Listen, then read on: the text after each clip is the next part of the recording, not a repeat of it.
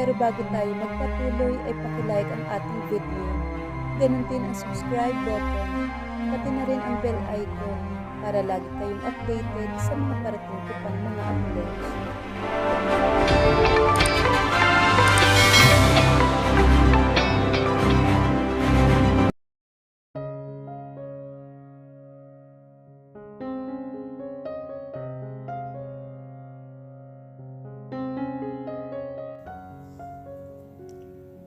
Sakit at awa sa sarili ang naramdaman niya sa sandaling iyon.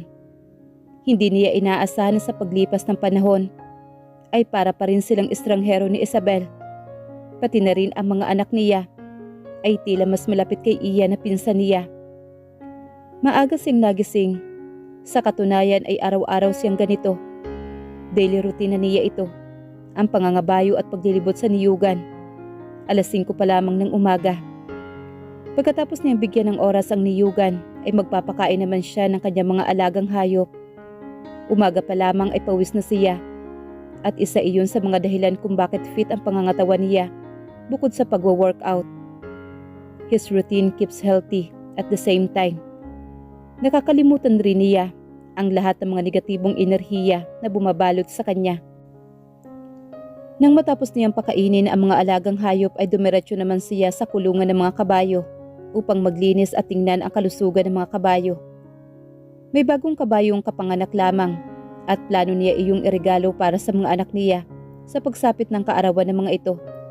Mabuti na lamang at binibigyan siya ng impormasyon kahit napapaano ng mga kapatid ni Isabel. Dagdag pa ni Aaron ay gusto ng mga bata ang niluto nilang tinola. Kaya naman mamaya ay kakatay siya ng isang inahin at ipagluluto niya ang mga anak.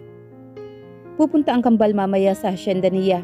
Kinausap niya ng masinsinan ang mga kapatid ni Isabel at sumang-ayon naman ang mga ito na ipasyal ang dalawa sa hasyenda niya. Bahala na kung magalit pa si Isabel. Karapatan niya rin naman siguro na makasama ang mga anak niya, lalo na nang malaman niyang Del Carmen ang dinadala ng mga ito. Salamat na lang kay Ian na kahit may lihim siguro itong pagtingin kay Isabel, ay mas pinili pa rin itong gawin kung ano ang nararapat. Siyempre naman, hindi rin hahayaan ni Ian na mawawala ang apelyido nilang Del Carmen. Nang matapos ang mga gawain niya ay bumalik na siya sa kanyang kubo. Inihanda na niya ang lahat ng sangkap sa pagluluto ng tinola. Hilaw na papaya lamang ang gagamitin niya at malunggay. Kapag luto na ito ay paiinitin na lamang niya mamaya kapag darating na ang kanyang mga anak na wala pa rin kaalam-alam na siya pala ang tunay na ama. Nang luto na ang tinola ay muli siyang sumakay kay Blanco upang tumungo sa batis upang maligo roon. Hinubad niya ang kanyang saplot maliban lamang sa kanyang brief at lumusong na siya sa ilog. May tubig naman sa kubo niya at maayos naman ang CR. Ngunit mas gusto niya maligo sa batis. Napakalinaw at napakapresko talaga ng tubig. Sa susunod pala ay kakausapin niya ang mga kapatid ni Isabel upang magpiknik sa batis. Sigurado siyang mag-i-enjoy talaga ang mga ito, lalo na ang mga bata. Kumuha na siya ng sabon at ipinahid iyon sa kanyang dibdib at braso pababa sa loob ng kanyang brief. Excuse me? Diyos mio! Bigla siyang natigilan sa paghuhugas ng kanyang kayamanan nang makarinig ng boses mula sa likuran niya at biglang humarap rito. Nakita niya si Isabel na nakaupo sa ibabaw ng malaking bato na nasa gitna mismo ng batis. Isabel, kanina ka pa ba riyan? Binubusuhan mo ba ako? Tanong niya rito na may bahid ng kaunting pilyo sa ngiti sa labi niya.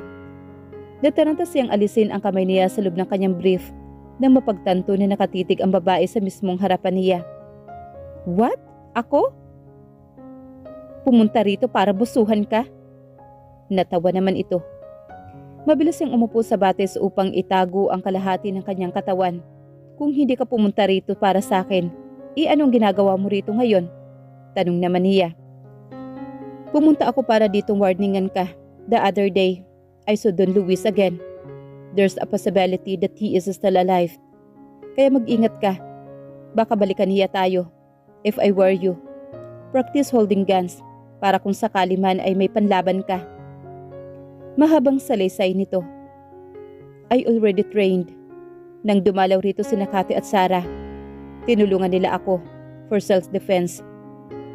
Salamat Isabel sa concern mo ha. Akala ko wala ka na talagang pakialam sa akin. Mahina niyang sambit. Mabuti naman kung ganon, yun lang ang ipinunta ko dito. Lihim naman siyang natuwa. Malaking bagay na para sa kanya ang makaramdam na may kaunti pang simpatya si Isabel para sa kanya. Mag-iingat ka. Isabel, gusto ko sanang mapalapit sa mga bata. Gusto kong makasama sila araw-araw. Kahit sandali lamang. Sana pagbigyan mo naman ako. Pagmamakaawa niyang sambit rito. Nakita niya ang pagbuntong hininga ng babae. Ramdam niyang nahihirapan ito. Lihim siyang nagdadasal na sana ay pagbigyan siya nito. Yun ba talaga ang gusto mo, Leo? Kung gusto mo talaga, pwede mo silang bantayan araw-araw, lalo na at pumapasok na sila ngayon sa school. Kung gusto mo talaga silang protektahan. May diing sambit naman ni Isabel. Talaga, Isabel? Hindi mo kapaniwalang sambit niya. Ito na ba ang ibinibigay na pagkakataon sa kanya na matagal na niyang hinihingi?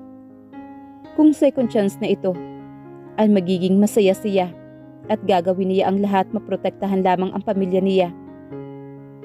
Pangako, gagawin ko ang lahat. Itataya ko ang buhay ko para sa mga bata.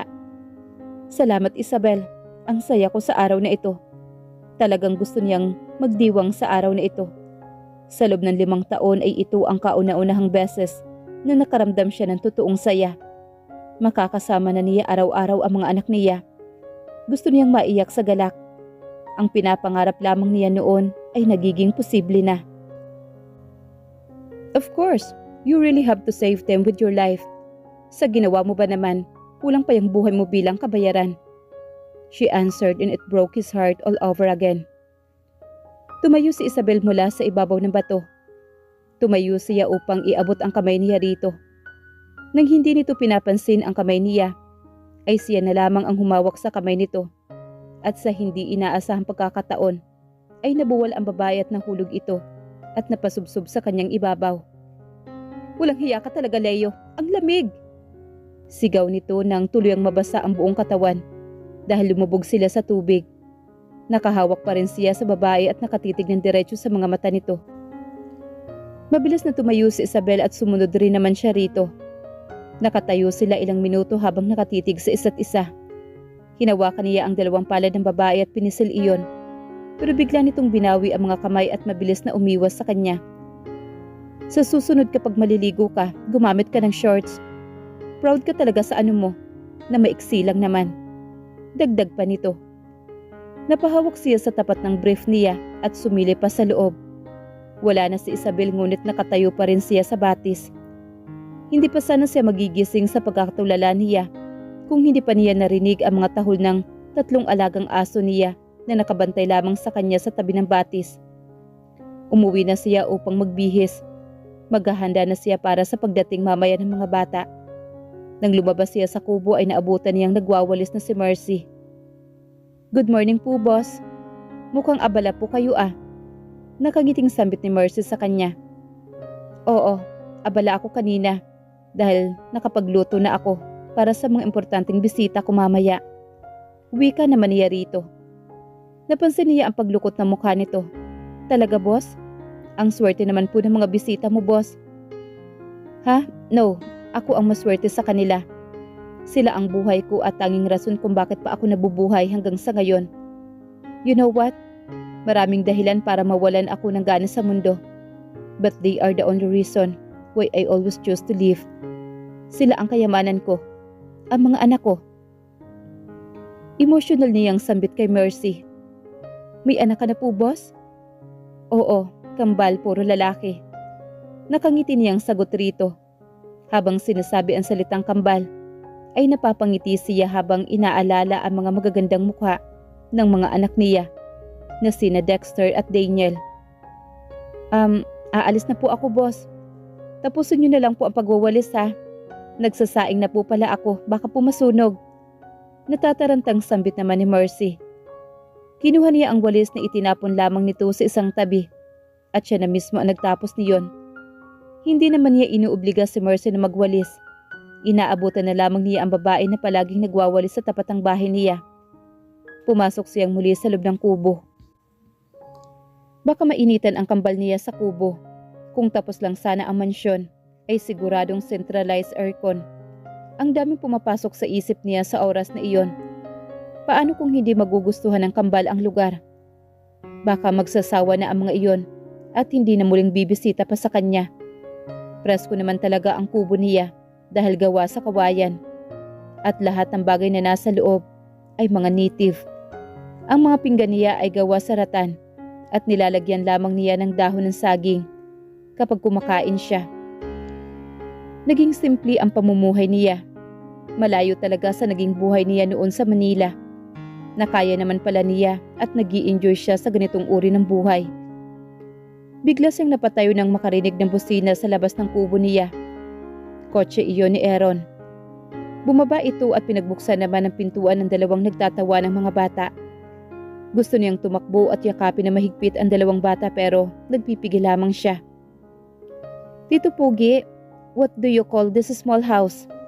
Tanong naman ni Dexter. Kinabahan siyang bigla.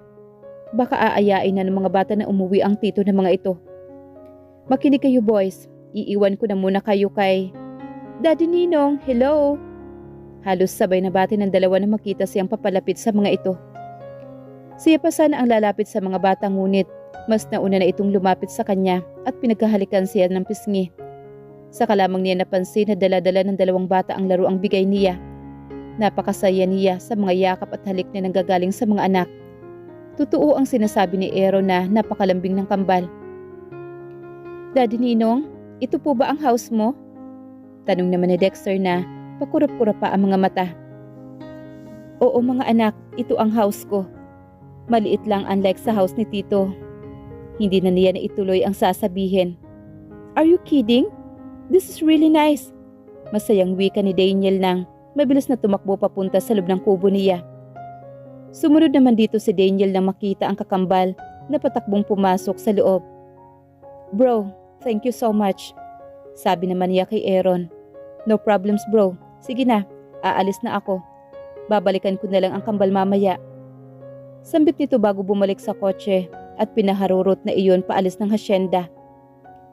Tila naging museum naman ang kanyang kubo nang bumalik siya sa loob at nakita ang mga anak niya na panay-examine sa loob. Pati mga kutsara at baso na gawa sa kahoy ay tinitingnan ng mga ito. Daddy Ninong, can we use this? We wanna try. Excited na sambit naman ni Dexter. Habang hinahawakan ang mga kutsara at baso na ewan na nga ba niya kung bakit pinag-interesa ng mga iyon. Sige, maghahanda si Daddy ng almusal ninyo ha? Aniya sa mga ito. Wow, ang bango po! Uwi ka naman ni Daniel. Masarap yan anak, luto ni Daddy. Huwag niyo na akong tawaging Daddy Ninong ha? It's too long. Daddy na lang para maiba naman kami ni Tito Ian ninyo. Hiling niya sa mga anak. Opo Daddy. Sabay na sagot ng dalawa. Are you crying Daddy? Tanong ni Dexter na makita siyang lumuluha habang pinagmamasdan ang mga anak. Hindi kasi siya makapaniwalang nakakasama na niya ang mga anak at tinatawag siya sa pangalang pinapangarap lamang niya noon. Nagsandok siya ng kanin at ulam at inilagay sa plato ng kambal. It's yummy Daddy. Kayo po ang nagluto? Maang nasambit naman ni Daniel pagkatapos nitong isubo ang pagkain. Nagustuhan niyo ba? Kumain kayo ng marami mga anak. Tipid niyang sambit na nagkasya na lamang sa pagtitig sa mga bata habang kumakain ito. Sa malapitan pala ay parang nakikita lamang niya ang kanyang sarili. Ang mga mata ng mga ito at kahit na ang pagkibot ng mga labi ay kuhang-kuha sa kanya at kung paano tumitingin at ang pagkurap ng mga mata ay kopyang-kopya sa kanya. Kaya naman mas lihim siyang natutuwa. Daddy, what do you think of our mommy? Is she beautiful? Inosente na tanong ni Dexter na tumigil sandali sa pagnguya at napatitig sa kanya. Are they 5 years old? Parang matatanda ang kausap niya ngayon. Of course, your mommy is so beautiful. Sagot naman niya rito. Naglagay siya ng tubig sa 3 basong nasa harapan niya at tinungga ang isa. Then, ligawan mo siya Daddy. Para you can cook for her too. And para kung totoo ka na naming Daddy, you'll cook for us every day. Wika naman ni Dexter na namumungay ang mga mata. Muntik na siya mabiliokan sa narinig. Pwede no? Pero ayaw niya sa akin. Inaaway niya ako. Mahina niyang sambit. Aha, Daniel, let's help daddy. Wika naman ni Dexter na tila may naisip itong paraan. Napangiti siya sa mga anak niya. Kinder pa lamang talaga ang mga anak niya. Ang pananalita ng mga ito ay parang naiisip na rin nito ang lahat ng naiisip niya. Iya Dexter, para lagi tayong paglulutuan ni daddy na masarap. Sang-ayon naman ni Daniel. Oo. Tutulungan ninyo si daddy mga anak ha? Nakangiti niyang sambit sa dalawa. Mga anak, hintayin niyo muna si Tito Aaron niyo ha. Pupunta na raw siya rito. Aniya sa mga anak niya. Hapon na at oras na para sunduin ang mga ito ni Aaron. It's okay po daddy. Where are we going to visit you again? Ani naman ni Dexter. Sunday ulit. But don't worry. Dahil bukas palagi ko na kayong makakasama sa school. Wika naman niya sa mga ito. Talaga po? That's nice. Pumapalakpak na sambit naman ni Daniel. Hello mga kids. Ako nga pala ang tita Mercy ninyo at may dala akong bilo-bilo. Para ito sa inyo. Subukan nyo na muna to. Wika naman ni Mercy na kumikinding pa ang balakang nito papasok sa veranda ng kubo. Inilapag nito ang umuusok na bilo-bilo sa malit na mesa sa harapan ng mga anak niya. Kain na kayo mga kiddos. Baka makakalimutan ninyo kung sino talaga ang mami ninyo kapag natikman nyo ito. Promise. Mahabang wika nito na makitang nakatingin lamang ang bata sa inilapag nito. Napaubo naman siya sa sinabi ni Mercy. Biro lang po yun boss. Pinapangiti ko lang po ang mga bata. Biglang bawi ni Mercy sa sinabi nito. Hindi po kasi nila ako pinapansin. Dagdag pa nito. We only speak in English. We can't understand you. Paliwanag naman ni Dexter kay Mercy. Namilog naman ang mga mata ni Mercy sa sinabi ni Dexter. Lihim siyang natuwa. May pagkapilyo nga talaga ang mga anak niya. Marunong naman ang mga ito magsalita ng Tagalog. Mukhang pahihirapan pa ng mga ito si Mercy ngayon. Wait lang kiddos. Madali lang naman pala. You can try me. This bilo-bilo is for you children of the world. Those are yummy with circle everything on it. Nauutal na sambit nito at talagang natatagalan pa ito sa pag-iisip. Narinig niya ang pagtawa ng kanyang mga anak sa sinabi ni Mercy. Maski siya ay kulang na lamang ay humagalpak ng tawa. Ayaw lamang niyang ipakita dahil ayaw niyang mapahiya ang babae. Sa ngayon ay nag-i-enjoy na lamang siya sa pakikinig sa mga ito. Can we share this? You know, we are full because daddy cooked delicious foods for us.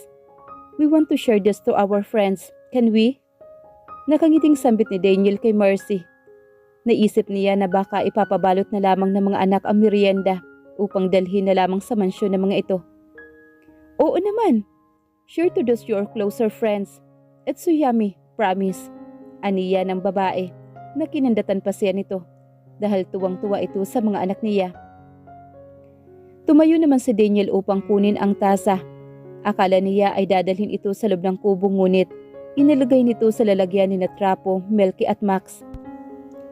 Thank you for sharing it to our friends. Wika naman ang tuwang-tuwang si Dexter. Ay nakakaloka kayo. Akala ko kung sinong friends ang tinutukoy ninyo aso pala. Ay, umiiling pa na sambit ni Mercy sa dalawa. Pasensya na Mercy, isip bata pa talaga ang mga yan. 5 years old pa lang sila. Sambit naman niya sa babae. Okay lang po boss, ang cute po ng mga anak ninyo. Manang-mana po talaga sa inyo boss. Wika naman ito. Salamat. Oo, anak ko nga talaga ang mga yan. Aniya sa babae. Sakto namang may tumigil na sasakyan sa tapat ulit ng kubo niya. Bumaba si Aaron sa kotse niya at masayang kumaway sa kanya. Ay, ang gwapo naman. English speaking rin siya. Dinig niyang tanong ni Mercy na hindi na niya pinagbigyan pa ang sagot. Hey bro, how are they? Tanong ni Aaron nang makalapit na sa kubo. They are fine. Hinihintay ka na nila kanina pa, aniya rito. Next time, maligo naman raw sila sa batis. At siya nga pala, si Mercy, ang anak ng isang tauhan ko rito. Mercy, ito nga pala si Aaron, ang kapatid ng asawa ko. Pagpapakilala niya sa babae kay Aaron. Nagkamayan naman ang dalawa at pumasok na muna siya sa loob ng kubo at tinawagan ang mga bata na nilalaro pa ang 3 alagang aso niya. Matapang ang mga ito sa iba ngunit sa mga anak niya ay maamo at tila kilalang kilala na ng mga ito ang kambal. Masayang masaya rin ang mga bata sa paglalaro sa 3 niyang aso at katulad ng ipinapakita ng mga aso na pag-aaruga sa kanya ay ganun rin naman sa mga bata. Bye Daddy, see you tomorrow. Pamamaalam ng kanyang mga anak sa kanya. And he is the happiest man on earth this day. Kinabukasan ay maaga ulit siyang nagising para siya ang papasok sa school dahil sa sobrang excitement niya. Nagdala na rin siya ng isang maliit na bag kung saan niya inilalagay ang itatago ang kanyang baril. Good morning, bati niya sa mga anak, sa mga kapatid ni Isabel at kay Isabel mismo na naabutan niya nag-aalmusal pa lamang. Bro, mag-almusal ka muna. Anyaya sa kanya ni Aaron. Si Isabel ay napakatahimik lamang. Tamang-tama bro, hindi pa ako nakakapag-almusal. Wika naman niya. Sa tabi ni Isabel siya umupo dahil yun lamang naman ang bakanting upuan. Ma'am, maglagay ka po ng kanin sa plate ni Daddy. It's too far from him. Ani naman ni Daniel sa ina. Kaya na niya yan anak. Ang haba at ang laki ng mga kamay niya. Wika naman ni Isabel sa anak. Mommy, you're the one teaching us to be kind to visitor and now you are not? Malungkot na sambit naman ni Dexter. Oo nga naman Mommy. Sang-ayon naman ni Daniel. Gets na niya ang gustong gawin ng mga anak niya. Kaya hindi rin talaga siya kumilos at naghintay kung uobra ba kay Isabel ang drama ng mga bata. Of course Mommy is kind to animals. Ang huling salita ay ibinulong niya sa kanyang tainga habang inilalagay nito ang kanin sa plato niya. Salamat Mommy, wika niya at nakita niya ang makahulugang ngiti ng mga anak. And how about the hot dogs and bacons Mommy? Dagdag pa ni Daniel na makitang kanin lamang ang inilagay ni Isabel sa plato niya. Kumuha na rin ang babae ng isang pirasong hotdog at bacon. Naglagay na rin ito ng tubig sa baso niya at pati ang hinog na manggang na balatan na ay inilagay rin ito. Mukhang gaganahan akong kumain ngayon. Mahina niyang sambit kay Isabel na itinuloy ang pagkain nito. Daddy, what's your favorite ulam? Tanong naman ni Daniel na nakatitig sa kanya.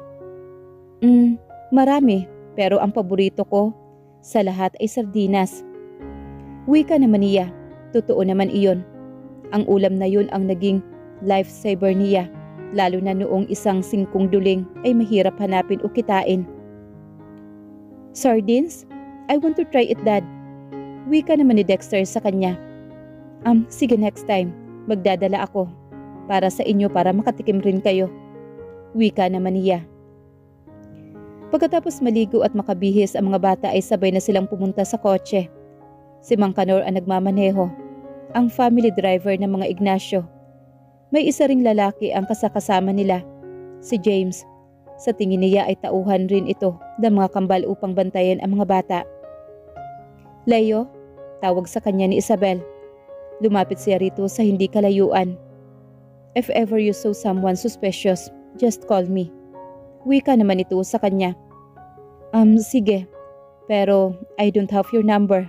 Can I call you? Nakangiti niyang sambit. Inabot nito ang sipi sa kanya at mabilis naman niya iyong kinuha at tiningnan ang number nito at kinopya niya sa kanyang sipi. Salamat Isabel. Wika niya rito bago umalis at pumasok na sa kotse at umupo sa tabi ng kanyang mga anak. Habang naglalakbay ay patingin-tingin siya sa tabi ng daan. May mga itinuro namang tips sa kanya ang pinsan niyang si Cathy at aminado siyang marami siyang natutunan. Ang akala pa nga niya noon ay hindi ito magpapakita pa sa kanya dahil galit ito, pero lumipas rin pala ang galit ni Cathy sa kanya at nanaig pa rin ang pagiging magpinsan nila. Pumarada ang sasakyan sa tabi mismo ng classroom ng mga bata.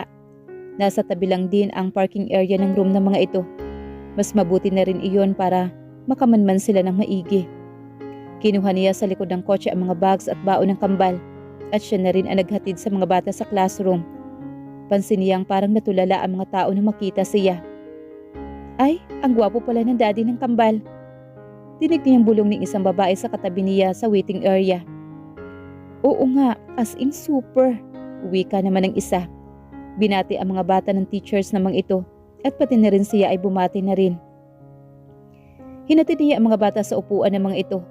Agad namang kumuha ng isang plastic na may mga biscuit si Dexter at ibinigay iyon sa dalawang kaklase ng mga ito na agad na binati ang mga anak niya nang makita ito. Salamat Dexter at Daniel. Ala kaming snacks ngayon. Ala kasing pera si nanay. Wika ng babae na siyang kumuha ng inabot ni Dexter. Oo nga, di rin kami nag-almusal. Ayaw ni nanay kasi raw, malas kami. Pinalo pa nga kami eh. Malungkot na sambit ng isang batang lalaki. So kung iisa ang nanay ng mga ito, magkapatid ang dalawa. Parang matanda na kung magsasalita ang dalawang bata. Bigla sing naawa sa dalawa. Pambihirang nanay naman iyon. Hindi na nga binibigyan ng pagkain, ipinapalo pa ang mga bata. Napailing naman siya. Ang layo ng mga anak niya sa itsura ng dalawa. Malulusog ang kambal at napakalinis tingnan. Although, mayaman nga naman ang mga anak niya. Pero kahit hindi naman mayaman ay pwede rin maging malinis. Sa damit na suot kahit na luma pa.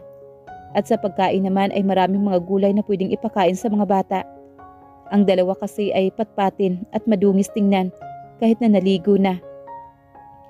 Daddy, umalis ka na please. Just wait for us outside. Bawal ang daddy at mami dito sa loob ng classroom. Sina Lino at Luna nga, naglalakad lang silang dalawa papuntang school. Palagi rin silang walang sundo. Wika naman ni Daniel na itinataboy na siya nito.